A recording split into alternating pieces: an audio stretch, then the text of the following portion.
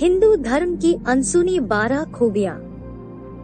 Number 1, Hindu धर्म उल्लास और आनंद का धर्म है।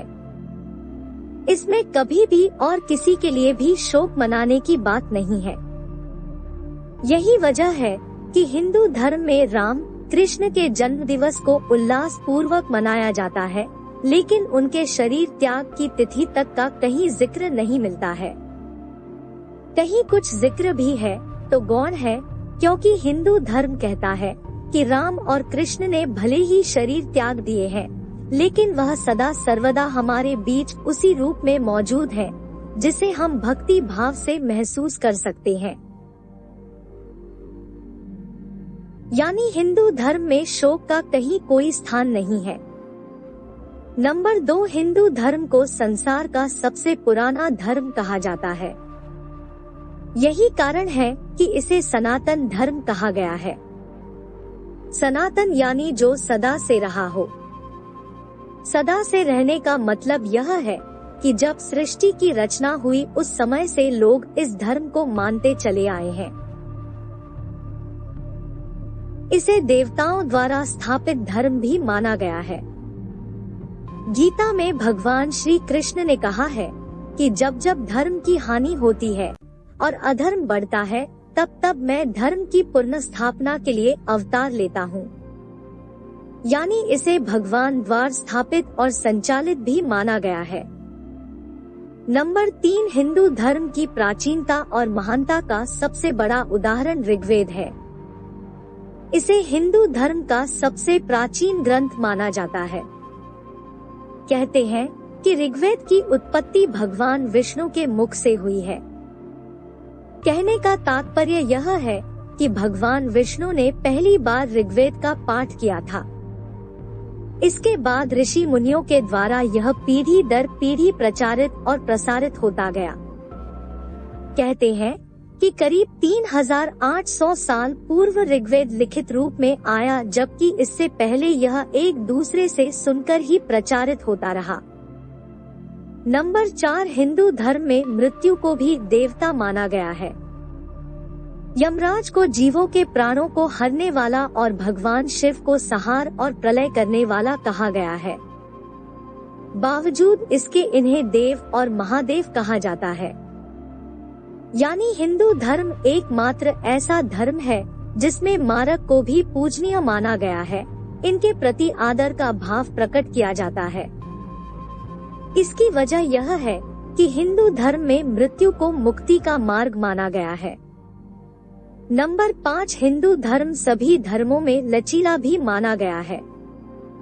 इसका एक उदाहरण यह है कि इसमें काम भाव को भी महत्व दिया गया है और इसे आवश्यक बताया गया है। यही वजह है कि इस धर्म में काम के देवता कामदेव मौजूद है। लेकिन कामुकता को बुरा माना गया है। यही वजह है कि एक तरफ कामदेव को कामातुर दिखाया जाता है तो दूसरी ओर भगवान शिव को उसे भस्म करते हुए दिखाया गया है। यानी सृष्टि संचालन के लिए काम आवश्यक है, लेकिन जब यह अति होने लगे तो इसका अंत होना जरूरी है। नंबर 6, हिंदू धर्म के अनुसार भक्त भगवान के द्वार पर यानी मंदिर में किसी भी समय जा सकते हैं। भगवान का ध्यान पूजन करने के लिए समय का कोई बंधन नहीं है। भक्त को जब समय मिले तभी वह अपने आराध्य की उपासना कर सकता है, क्योंकि हिंदू धर्म की मान्यता है कि ईश्वर कण कण में और हर क्षण में हर स्थान पर मौजूद है। नंबर 7, स्त्री पुरुष समानता का भाव जैसा हिंदू धर्म में प्रकट होता है वैसा किसी अन्य धर्म में नहीं है। इसका प्रमाण भगवान शिव का यह अर्धनारीश्वर स्वरूप है, जिसमें शिव के आधे अंग में देवी आदिशक्ति का वास माना गया है। इसी स्वरूप को आधार मानकर हिंदू धर्म में जीवन संगिनी को अर्धांगिनी भी कहा गया है। नंबर 8, इस धर्म में अध्यात्म और संन्यास के साथ ही धनार्जन को भी खूब महत्व दिया गया है। यानी ऐसा नहीं है कि आप अध्यात्म के लिए घर द्वार छोड़कर सन्यासी बन जाएं, बल्कि यह धर्म कहता है कि हर चीज का एक समय निर्धारित है। नंबर 9, युवावस्था में आप देवी लक्ष्मी और कुबेर को प्रसन्न कीजिए, यानी धर्म पूर्वक खूब धन कमाइए। गरीबी में जीना भी पाप कहा गया है, क्योंकि मनुष्य अभाव में होने पर गलत काम कर सकता है और पाप का भागी हो सकता है। इसलिए कहा गया है कि धन कमाओ और पाप से बचो। लेकिन युवावस्था ढलते ही मोह माया को त्याग कर अध्यात्म और संन्यास की राह पर चल पड़ो। नंबर 10, हिंदू धर्म में चल और अचल दोनों तरह के देवताओं का जिक्र किया गया है। अचल देवता है मूर्ति रूप में विराजमान देवता, जिन्हें आप मंदिरों और घरों में पूजा स्थल पर देखते हैं।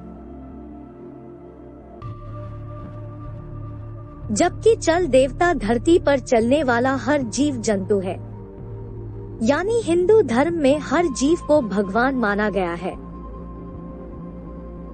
नंबर 11, गीता में इस बात का उल्लेख करते हुए भगवान श्री कृष्ण ने कहा है कि वह हर जीव में आत्मा रूप में विराजमान रहते हैं, इसलिए सभी जीवों में मुझे देखना चाहिए, और जो यह रहस्य जान लेता है वह पाप से मुक्त हो जाता है।